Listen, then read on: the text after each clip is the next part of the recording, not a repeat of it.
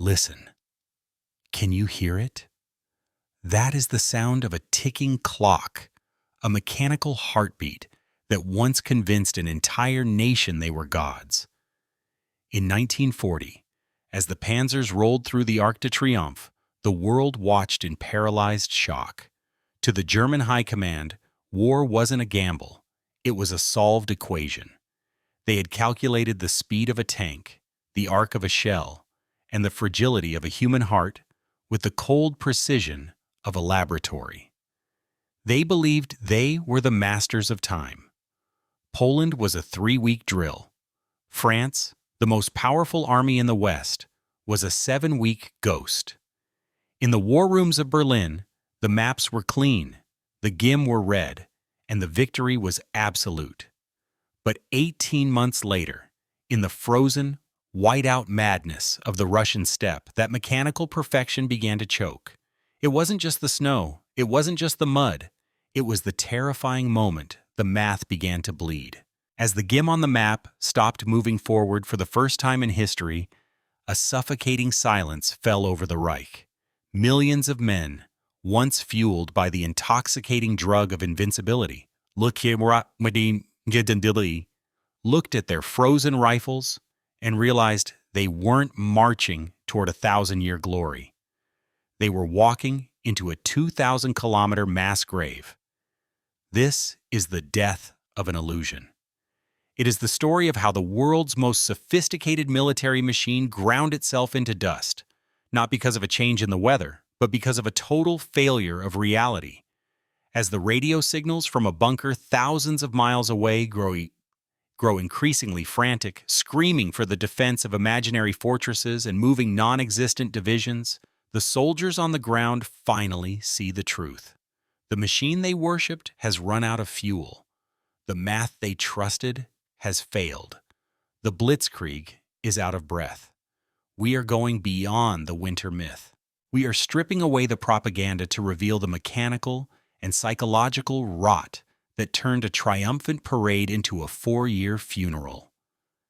The pins are no longer moving. The invincibility is a lie. The dream of a clean, calculated war has vanished into the gray, biting smoke of 1,000 burning panzers. The tourist who looked down from the Eiffel Tower is gone, replaced by a ghost, shivering in a shallow trench. This is the moment the pride turned to ruin. This is the day Hitler's soldiers realized that the war was not a math problem they had solved, but a catastrophe they had authored. The ticking has stopped. The countdown to annihilation has begun. The illusion is dead. And the only thing left to count is the bodies. The beginning of the end was not heralded by a sudden explosion, but by the rhythmic, hypnotic ticking of a clock in the quiet offices of Zossen. By 1939, the German military machine had convinced itself that it had achieved something no other army in human history had ever possessed: the perfect form of war. In the opening weeks of the invasion of Poland, the world watched as a centuries-old military power was dismantled in less than 28 days. To the Oberkommando der Wehrmacht, this was not just a victory. It was a clinical, laboratory-grade confirmation of their technical superiority. Wilhelm Keitel and Alfred Jodl stood over the maps at Zossen, watching as the red pins moved forward with the relentless precision of gears in a watch. They saw a war of movement, of fast communications, and of a choreography between tanks and planes that left the enemy in a state of terminal paralysis. In his private diary, General Franz Halder summarized the mood with a chilling, detached arrogance. The coordination works like never before. The enemy is disorganized. No corrections are required. This single sentence captured the fatal faith that would eventually lead them to the gates of Moscow and beyond. The belief that war was a math equation that could be solved with enough mechanical discipline. While the newsreels produced by Joseph Goebbels showed a clean, calculated war of waving flags and invincible panzers, the reality of the machine's wear and tear was already being scrubbed from the record. Any sign of improvisation, Any report of a gearbox failing in the mud, or any record of a logistics train failing to keep pace was discarded as an anomaly. The public, and eventually the leadership itself, began to believe in the myth of the Blitzkrieg as a flawless entity. By October of 1939, as the reorganization for the West began, the term Blitzkrieg was no longer a tactical description. It had become a national identity, a brand of invincibility that blinded the high command to the physical limits of their own equipment. When the offensive against France and the Low Countries began in May of 1940, the illusion was cemented in blood. In less than 7 weeks, one of the most prestigious armies on the planet was shattered. The maneuver through the Ardennes, which the Allies had deemed impossible, was executed with a speed that left the General Staff's own maps unable to keep up. Halder noted that the divisions seemed to move on their own, driven by an inexhaustible, supernatural energy. When Paris fell on the 14th of June, the humiliation of 1918 was declared avenged, and the balance of command shifted forever. Adolf Hitler was no longer just a political leader. He was now presented as the supreme strategist, a military genius who foresaw every turn. This exaltation of the Führer's infallibility destroyed the last vestiges of strategic prudence. The generals, once professional skeptics, began to treat his intuition as holy doctrine. Jodl noted in a memorandum that history moves at the speed of the Wehrmacht.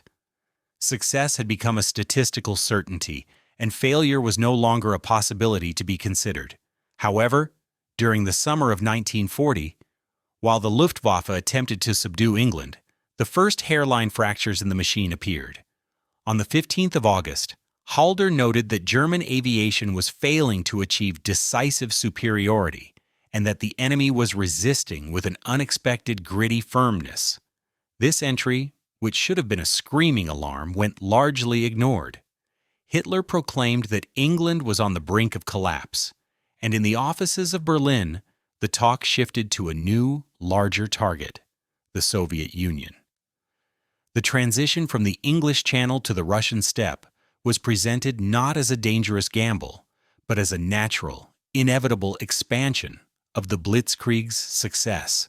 The army consisted of millions of men and thousands of armored vehicles. Yet the operational studies for Operation Barbarossa anticipated a campaign of only a few months. The planning signed by General Marx stated that the enemy would be destroyed before the first snowfall. No logistical reserves for a prolonged war were contemplated. No winter clothing was ordered. No backup for the different railway gauges of the East was prepared. The victory over France had created a psychological trap from which the German high command could not escape. To disagree with the timeline, to question the logistics, or to suggest that the Soviet Union might be different from France was viewed as an act of cowardice or a lack of faith in the German method. In May of 1941, as the panzers crossed the Balkans, the military machinery reached its peak of perceived efficiency. The airborne invasion of Crete, despite its heavy losses, only reinforced the conviction that no objective was unattainable. The technical rigor of the German officer corps had been replaced by a selective interpretation of data where errors were minimized and successes were amplified until the myth of technical perfection became a suicidal dogma. On the night of the 21st of June, the Zossen barracks were calm, the officers reviewing their final lists with a quiet, lethal confidence. Halder wrote one final haunting entry. "Everything is prepared. A quick outcome is expected. The weather is favorable." They believed they were launching another technical exercise, another math problem to be solved in weeks. They had no idea that the mechanical symphony they had perfected was about to enter a vast, echoing landscape where their assumptions would be buried under the weight of 3,000 kilometers of silence. The Blitzkrieg was about to meet its limit, and the cogs of the machine were turning for the last time in a world they thought they understood. June 22, 1941. At exactly 03:15, the silence of the Eastern European frontier was shattered by the thunder of 3,000 artillery pieces, a mechanical roar that could be heard for 50 miles. Operation Barbarossa had begun. More than 3 million men, the largest invasion force in the history of human conflict, surged across the Soviet border with a sense of absolute, terrifying confidence. In the opening weeks, the German high command felt their wildest fantasies were coming true. In the massive pockets of Bialystok and Minsk, the Wehrmacht encircled and captured over 300,000 Soviet prisoners in mere days. The newsreels in Berlin were ecstatic. General Fedor von Bock, commander of Army Group Center, reported that the enemy lacked any semblance of coordination and that the German columns were advancing 30 to 40 kilometers every single day. To the strategists at Zossen, it looked like France all over again, only on a larger scale. They believed the Soviet structure was a house of cards, and they were the hurricane. But as the panzers pushed deeper into the vast emerald interior of Russia, a silent, invisible enemy began to gnaw at the gears of the machine. This was the logistic abyss. The German Blitzkrieg was a high-performance engine that required a constant, uninterrupted flow of fuel, ammunition, and spare parts to survive. But the geography of the East was a different dimension entirely. The first and most devastating bottleneck was the railway paradox. The Soviet Union utilized a 5-foot broad gauge for its tracks, while the rest of Europe used the standard 4-foot 8.5-inch gauge. Every single supply train coming from Germany or Poland had to be stopped at the border. Its cargo painstakingly unloaded and reloaded onto Soviet rolling stock. Or the tracks themselves had to be narrowed. German railway engineers worked around the clock, hammering at the iron with rhythmic desperation, but they could only convert a maximum of 30 kilometers of track per day. Meanwhile, the panzer divisions were moving twice that fast. A gap began to open, a lethal vacuum between the fighting front and the lifeblood of the army. By mid-July, the main supply depots were hundreds of kilometers behind the vanguards.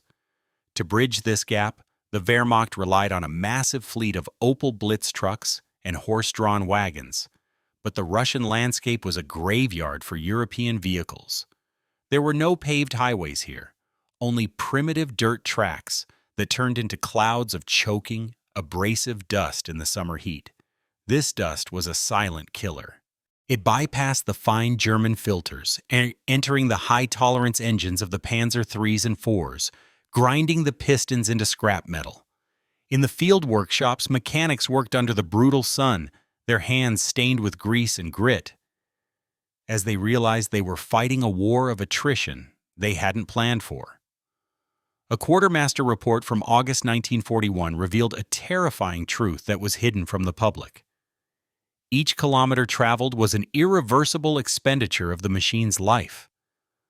By the time the Wehrmacht reached the gates of Smolensk, the average availability of armored vehicles had been reduced by almost half.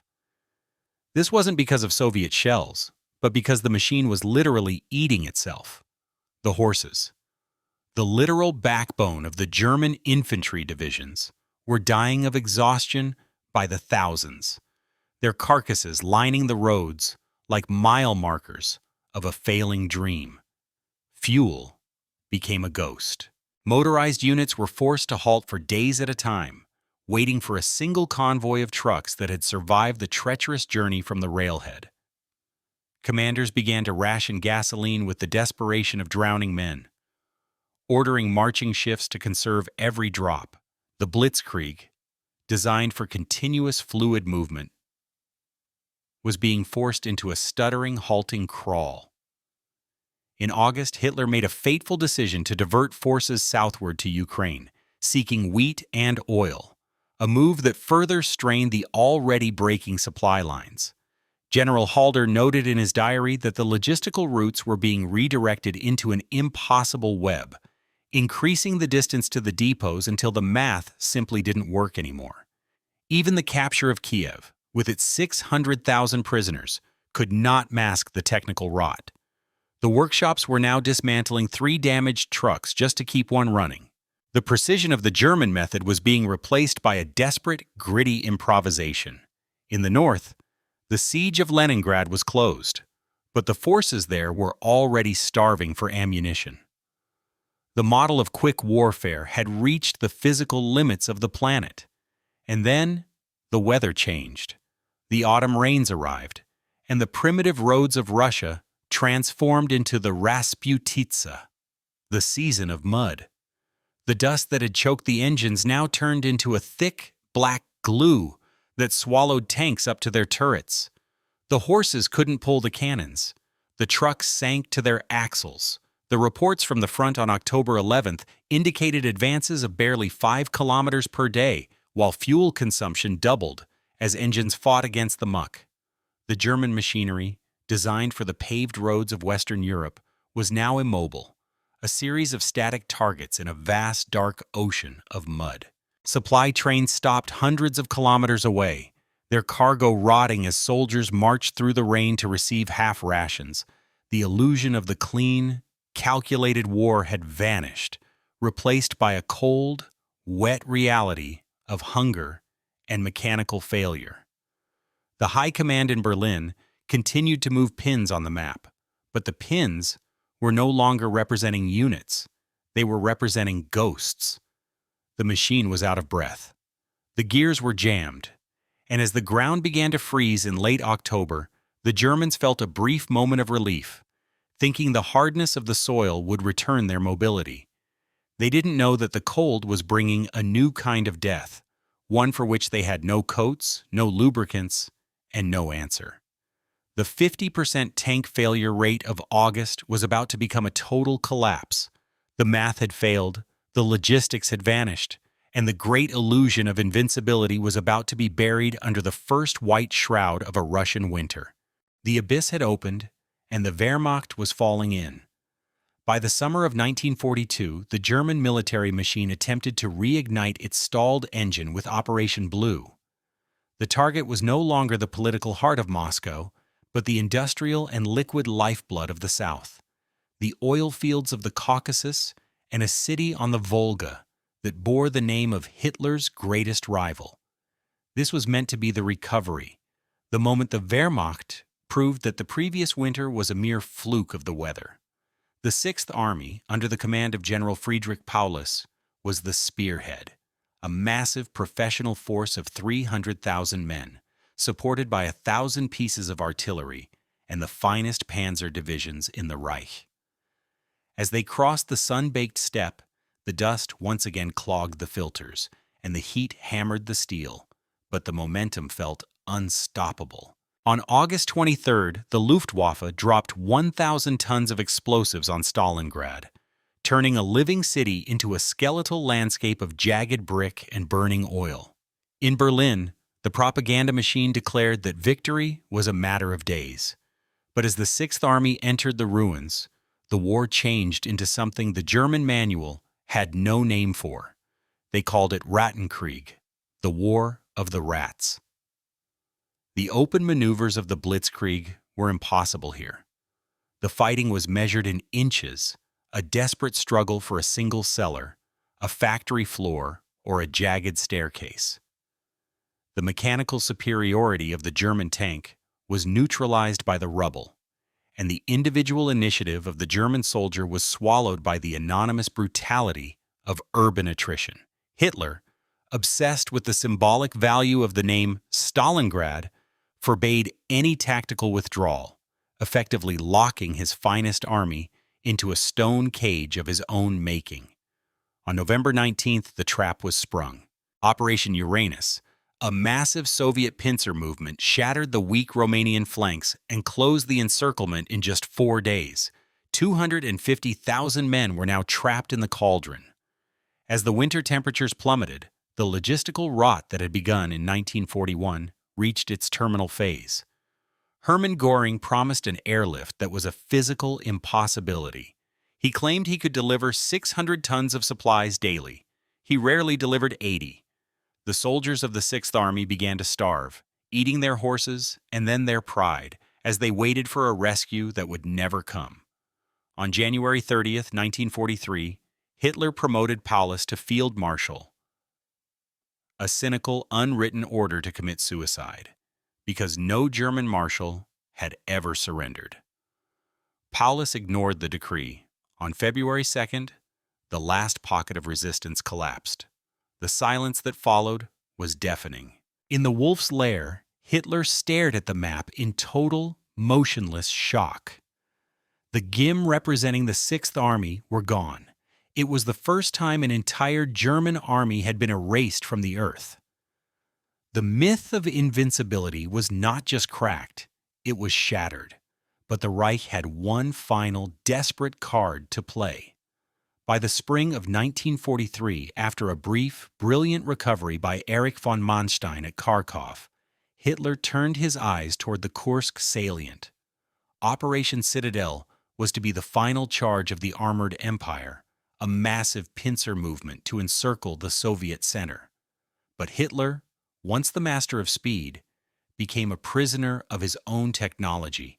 He delayed the offensive for months, waiting for the arrival of the new Panther and Tiger tanks, believing that these miracle weapons would compensate for the dwindling numbers of his infantry. This delay was a gift to the Soviet High Command. Under the direction of Georgy Zhukov, the Soviets built a defense in depth that was the most sophisticated in human history. They dug 5,000 kilometers of trenches and laid nearly 1,000,000 mines. When the German offensive finally launched on July 5th, it was like a wave hitting a cliff of steel. The technological gamble failed almost immediately. The new Panther tanks, rushed into production, suffered catastrophic engine failures before they even reached the front. The Ferdinand tank destroyers, massive and slow, were picked off by Soviet infantry because they lacked defensive machine guns. The battle reached its climax at Prochorovka, a chaotic point-blank collision of nearly 1,000 tanks where the dust and smoke were so thick the crews couldn't see the targets they were ramming. For the first time, the German panzer divisions were unable to achieve a breakthrough. On July 13th, Hitler called off the offensive. It was the moment the strategic initiative passed forever from the Wehrmacht to the Red Army. The German machine was no longer a sword, it was a shield, and a battered one at that. At the meetings of the Oberkommando, the talk of victory was replaced by containment. Hitler began to obsess over the caliber of guns and the thickness of armor, seeking salvation in technical details, while the strategic reality crumbled around him. He refused to listen to his generals, who begged for a flexible defense. He demanded that every inch of ground be held, a policy that ensured the continued destruction of his remaining reserves. The era of the Blitzkrieg was over. The GIM on the map were now moving in the opposite direction, westward toward the borders of the Reich. The machine was breaking from within. Its professional autonomy surrendered to the whims of a leader who preferred the theater of maps to the reality of the front. The summer of 1943 proved that even the finest steel and the most disciplined soldiers cannot win a war against a world that has learned how to fight back. The German myth was in ruins, and the long, bloody retreat to Berlin had begun. The machine that had paraded through Paris was now a smoking graveyard of rusted iron, abandoned in the vast, unforgiving silence of the East. The countdown to the end had truly started. By the onset of 1944, the German military machine was no longer a tool of conquest, but a vessel of internal rot, its structural integrity dissolving under the weight of a leader who had traded strategic reality for a fever dream of betrayal. The professional officers of the Wehrmacht, men who had built their lives on the cold, Prussian foundations of duty and technical precision, were now forced to confront a terrifying truth. They were bound by an oath of loyalty to a man who was actively incinerating the very nation they were sworn to protect. In the corridors of the High Command, the whispers of dissent grew into a lethal conspiracy. The catalyst for this internal rebellion was Colonel Klaus von Stauffenberg, a man who bore the physical scars of the Reich's failing fortunes. Having lost an eye and a hand in the sands of North Africa, Stauffenberg returned to Berlin not as a defeated soldier, but as a focused architect of assassination. He understood that as long as Hitler lived, the war of annihilation would continue until every German city was a graveyard.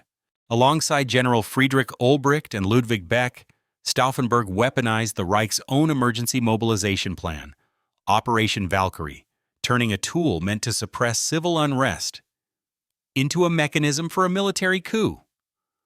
On the sweltering afternoon of July 20th, 1944, the conspiracy reached its violent crescendo inside a wooden briefing hut at the Wolf's Lair in East Prussia. Stauffenberg placed a briefcase containing a British-made plastic explosive beneath the heavy oak table, just feet away from the Führer, and then stepped out into the blinding sunlight to await the explosion. At 12:43, a concussive blast shattered the hut, sending smoke and debris into the air. Believing Hitler was dead, Stauffenberg flew to Berlin to activate the Valkyrie orders, unaware that a massive table leg had shielded the dictator from the brunt of the blast. The hours that followed were a chaotic, bloody theater of hesitation and shifting loyalties inside the Bendler bloc. As the radio broadcast the terrifying news that Hitler had survived, the coup collapsed under the weight of its own indecision. By midnight, Stauffenberg and his fellow conspirators were stood against a wall in the courtyard and executed by a firing squad, their silhouettes illuminated by the headlights of military trucks. The ticking of the clock at Zossen had been replaced by the rhythmic thud of the executioner's hammer. But the death of the conspirators was only the beginning of a much wider, more systemic purge that would effectively lobotomize the German military command. Hitler's paranoia, already reaching a fever pitch, transformed into a state of total, institutionalized distrust. He viewed every professional general as a potential traitor and every tactical suggestion as a hidden act of sabotage. The traditional autonomy of the Prussian officer corps was officially abolished, replaced by the mechanical obedience of yes-men, like Wilhelm Burgdorf, and the ideological fanaticism of Heinrich Himmler. The military machine was now commanded by men who viewed reality as an inconvenience. In the autumn of 1944, this rot manifested in the insane Fortress City Decree. Hitler declared that strategic localities like Breslau, Posen, and Königsberg were to be held to the last man, regardless of their lack of supplies or their encirclement by the Red Army. These Festung cities were not tactical strongholds. They were sacrificial altars. In Breslau, 50,000 soldiers and 200,000 civilians were locked in a stone cage, ordered to resist even as the city was reduced to rubble around them. The reports from the front grew increasingly surreal, describing commanders who were sentenced to death for making the rational decision to retreat and save their men.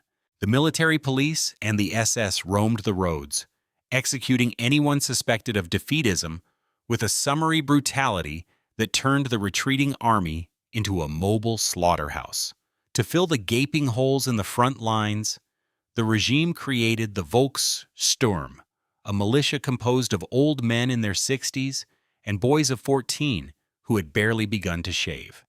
These People's Storm units were given primitive Panzerfausts and sent to stand in the path of the most powerful industrial army on Earth.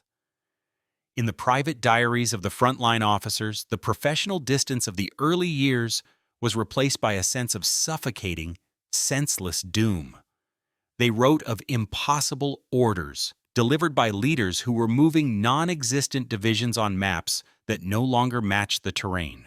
The machine was now fueled only by terror and the momentum of its own destruction. The honor of the Prussian soldier had been buried in the courtyard of the Bendler block, and what remained was a hollowed-out husk, fighting a war it knew was lost, under a leadership that preferred a total Wagnerian collapse to a professional surrender. The 21-day miracle under Patton had proven that an army could be reborn through leadership. The 20th of July purge proved that an army could be murdered by its own head. As the year turned toward 1945, the German military had become a ghost. Its once perfect form now a jagged, bleeding ruin, marching mechanically toward the final, absolute silence of the end. April 1945. The end was no longer a question of if, but how. The map of the Reich was now a shattered, jagged mirror. To the east, the Red Army was a rising tidal wave of retribution, moving with a singular, terrifying fury fueled by 4 long years of systematic, brutal annihilation and visceral human pain. To the west, the Americans and British were finally crossing the Rhine in force, their overwhelming industrial weight final, crushing, and absolute. In this final hour, the German military machine made its very last, most logical calculation. It was not a grand maneuver for victory, but a frantic, unscripted race for absolute human survival. The word spread through the exhausted ranks as an unofficial, desperate gospel. March west. This was the ultimate, crushing realization that the war was lost forever. For the individual German soldier, the choice was binary and terrifying. Soviet captivity was a statistics of death, with survival rates hovering at a dismal and hopeless 30%. Western captivity was a genuine chance to see home once again. Between the 26th of April and the 8th of May, 3 million men abandoned the crumbling front, throwing away their rifles and their hollow pride to reach the safety of the Elbe River. They weren't fighting for Hitler or the 1,000-year Reich anymore. They were fighting for the simple, fragile shadow of a future. In the ruins of the Ruhr, Field Marshal Walter Model looked at his encircled, broken army and realized the math of the war was over. He dissolved his command, surrendered his weapons to the dust, and took his own life, refusing to survive the very machine he helped build. In Flensburg, Karl Dönitz attempted to manage the total, cascading collapse, signing local surrenders like a man trying to stop a global flood with a small paper dam. He ordered his men to hold the east while sprinting to the west, a final, desperate act of strategic irony that defined the endgame. On May 7th, in a small red brick schoolhouse in Reims, Alfred Jodl signed the paper that ended the nightmare. The silence that followed was not the clean, clinical silence of the Zossen war rooms. It was the heavy, suffocating silence of a global graveyard. 8 million soldiers had laid down their arms in total, absolute defeat. 5 million had successfully reached the West, a testament to the scale of the final frantic flight. The Reich, which had promised to last 1,000 years, had vanished in less than 6. The cogs of the machine were finally still. The lesson was etched in the blackened hulls of rusted, broken panzers from the Volga to the Rhine. Technical perfection is a hollow god when it is served by arrogance and starved by the hard, cold reality of logistics. The Blitzkrieg had started as a cinematic, perfect symphony of movement. It ended as a chaotic, stumbling exodus of ghosts. The GIM on the map were gone. The equations were burned. In the end, the most sophisticated military apparatus in history was defeated not just by the Russian winter, but by the crushing weight of its own industrial lies. The myth of invincibility was buried under the smoking, dark rubble of Berlin, and as the dust settled, only the cold, hard truth remained. The war of the numbers was over.